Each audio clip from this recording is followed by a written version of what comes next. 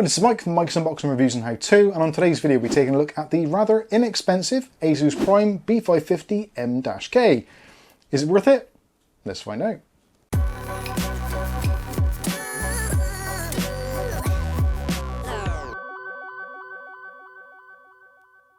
Okay, so in today's video we're taking a look at the ASUS Prime B550M-K. This is actually very kindly sent in to us by Uglybob. Thank you, our little flat earth Santa, much appreciated. This was actually reduced in price recently on UK Hot Deals, and also there was links in our Discord chat, so if you want to check it out, you're more than welcome to do so. This was actually around about £72, including shipping from Amazon, which I think actually, for £70 these days for a motherboard, it's a very, very scarce thing to find an actually half decent motherboard, especially one which is a relatively modern chipset, such as the B550 chipset. You can pick up B450s for in around the sort of £50 to £80 mark, so I was really interested to see what this one was actually like. Now, it does have a lot of features embedded into it. There are some things that it deliberately omits, and that is in order to hit that price point. Whether or not that is going to be something which is going to be a deal breaker for you, we'll go through as we go through the tour of the motherboard itself. I've actually done some testing today with this, with my Ryzen 9 3900, just to see if the VRM setup on here can cope with that kind of heat load, and whether or not it's going to be suitable for that sort of build for possibly you. So taking a look first of all at the box itself, as you can see, it's a very, very muted affair. So it just says basically what it is on the tin. You do have support at the bottom for obviously B550 chipset. So this is going to be supporting Ryzen 3000 and 5000 series desktop processors, and also the 4000G series, and also obviously 5000G series as well. If you're looking at using a slightly older processor on this, so the first Zen processors or 2000 series, your kind of options are a little bit more limited, let's say. If you're going with a straightforward CPU, you should be fine in general. Although if you're looking at a G series processor like the 3400G, 3200G, or even older 2400G, your results may not be entirely desired. There is going to be a list, if you look in the video description below, of the compatible CPUs at present. So regardless of what I'm saying in this video, that may change. They do BIOS updates, etc. So yeah, you may find there's better compatibility than when we've actually recorded this video. So please do check that out just in case. Fortunately for us, on this particular version, we do have a sticker on the box saying Ryzen 5000 series ready. So this is actually flash from the factory. I've looked at the date stamp actually on the box, and it looks like it's produced somewhere around the mid 2021 era. So that was when 5000 series was out and available. So if you are picking this board up and you're concerned that possibly you're going to have to flash the BIOS in order to use 5000 series processors, I think mostly you'll find that a lot of the ones actually in the retail supply chain should be pre-flashed. But again, that is something to check out with your retailer. When it comes to BIOS flashing, we'll get this out of the way straight away. There is no BIOS flashback utility built into this motherboard, so it is what it is. If you do need to flash the BIOS, you will need a compatible processor in the first place to enable you to flash that BIOS. And of course, you won't be able to use some of the older Athlon or some of the original Zen processors in order to get this thing fired up. So again, do bear that in mind. Looking on the back of the box goes into some details about the layout and what is actually included, and it makes some big deals about the other things. So it's got gaming audio, which kind of, yeah, most motherboards will support gaming audio regardless. 5 times protection, so that is things like over voltage, under voltage, and all those kinds of usual things. You also got dual M.2 slots, which is always a nice thing to see, and also it does support fan experts. Now there's only 3 fan headers on this particular board, so don't get too carried away, and one of those is actually a CPU header, so there are limited things on this board. It is designed down to a price point and is kind of very familiar if you're used to any of the Prime range. What do we get in the box? Well, you get all the usual stuff. So you get your user manual, which you'd expect. There is a separate I/O shield, which you'll have to install manually. There's a couple of SATA cables. You do get an installation DVD, which may be useful if you're still using a DVD-ROM drive. You also get some M.2 screws, which I've already put onto the motherboard itself. And with that said, let's take a look at the motherboard itself and see what we actually get. It's actually quite a pretty looking board, very muted colour palette. So it's kind of greys, whites and blacks. So it should fit in with pretty much most builds if you're deciding to go for a monochrome build or some sort of RGB build. Although, buyer beware, when it comes to RGB, this is extremely limited. Now it does support ASUS's Aurora Sync software. So if you do put RGB RAM in here, you can control it and do all those usual things with it. Or you can use the software that comes with your RAM, that's entirely up to you. But this board doesn't have any RGB headers. So no RGB and no addressable RGB. The only illumination, in fact, on this entire board is a very small trace which goes down to isolate the audio. And that is a kind of like an off-white yellow color. And the only options for that really are on, off, or kind of flashing. So it just fades in and out. Yeah, not the most glamorous of boards, let's be fair. But where there's savings, obviously, things do have to be omitted. And something which some of you may have noticed already, I haven't taken the VRM coolers off. It basically doesn't come with any. The VRM setup on here is a 4+2 setup, which is actually kind of very reminiscent of some of the older and actually some of the better B450 motherboards, such as the Tomahawk and the mortar boards, that sort of thing. They were only using a 4 series VRM. These are Vishay conductors on here, or whatever you want to call these things these days, the MOSFETs, PWM controlled as well.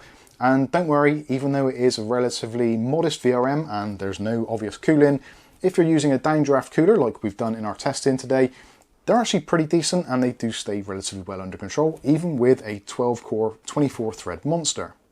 Anyway, let's take a tour of the board. So at the top here, we've got our 8-pin EPS connector. So it's good that it hasn't got a 4-pin one. I think that would be a very big concern if it was only a 4-pin one. Not a lot else going on up here. No heat sinks to speak of. There is a CPU fan header there that is fully PWM controlled, and again you can use voltage control or PWM control should you wish to, and it's fully controllable both in the BIOS and also in the ASUS software should you be insane enough to install it, but some people clearly are. Moving across, we've got 4 RAM slots, so RAM can be overclocked up to somewhere in the region of about 4800 megatransfers per second. You've got 4 slots there, so that's pretty decent, and that is going to provide you with up to support for 128 gigabytes of RAM, so actually pretty decent. In this top corner, there's no diagnostic LEDs or anything like that, so if you're not sure if the board is actually even powered up, the only way you really know if you turn on the power is there is that track which illuminates down by the audio, so that basically tells you you've got 5-volt power going through. Other than that, you're kind of on your own in terms of diagnostic LEDs. Moving down, 24-pin power connector, nothing outstanding there. Underneath that, we've got a front panel connector for USB 3.1 Gen 1, so that's going to be 5 gigabit per second transfers. Underneath that, we've got all of our connectivity, so there are 4 SATA ports on there. You've also got your ASUS cooler over the top of that B550 chipset. There's also a clear CMOS, which is actually over in this corner, which is actually quite easy to get to. So even if you've got a particularly large graphics card, then it's actually relatively easy to get to. As is the BIOS battery, which is up in this top corner. So if you need to flip that out to reset the BIOS, if you've done some overclocking, then yeah, you can take that out very easily. Moving along, so we've got our front panel connectivity at the front here. So we've got our front panel. Above that, you've got the speaker output. So if you want to put a BIOS speaker in there, you can do, which actually might be helpful for some of those diagnostic tasks, should the system not boot. Next to that, we've got a pair of USB 2.0 headers. And then there is a fan header also. Moving across, there is the COM or debug tool. So you can plug in tools to actually debug the system. That is more of an ASUS thing than a user thing. Next to that, there is a COM port, so if you want to use an old-fashioned COM port, you can plug one in there. And next to that, there is the front panel audio connector. Just above there, there is a 3-pin connector, which looks very deceptively like a 5-volt addressable RGB, but sadly it isn't. It is a digital SPDIF output, if you want to use that. Moving back up here, so we've got the AM4 socket. So again, do check the links in the video description for current compatibility. That will be very important, depending on what processor you're looking at using, but realistically, 3000, 5000 and 4000G processors supported pretty much out of the box. Moving down a little bit more, so we've got our TPM header there. So if you don't want to use the integrated TPM on your processor, you can use a separate TPM should you need to. There's also another chassis fan header there, again 4-pin PWM controlling the BIOS, etc, etc. Underneath this, we've got our M.2 slot. So this is a 2211 size slot, so full size slot. You've also got the option to move the pin around, so depending on what size drive you've got, that's no problem at all. Depending on your processor, this is going to be either PCI Express Gen 4x4, or if you're using a slightly older processor, PCI Express Gen 3x4, so processor dependent in that regard. And the same goes for your PCI Express graphics card slot here. So if you're using a 3000 or 5000 series processor, this is going to be PCI Express Gen 4x16. Obviously other processors, it will clock down. There are going to be some G series processors which will be slightly different and will only give you possibly PCI Express Gen 3x8 support on there. So again, do consider what processor you're buying and what potential graphics cards you might want to install on that slot. Underneath that, so we've got PCI Express Gen 3x1 ports, 2 of those there, and underneath that we've got our second M.2 slot.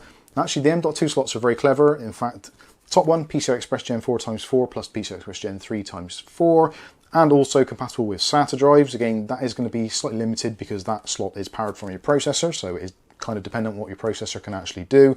The bottom slot, M.2, is basically completely powered by the chipset. So that is going to be PCI Express Gen 3 x 4 maximum speed, but also you can install a SATA drive on there should you wish to. Right at the very bottom, we've got our audio chipset, which is based on the Realtek, I think it's the 887 or 897, depending on which variation of the board you get. They kind of are interchangeable. They're basically a software codec. The hardware for it is actually there.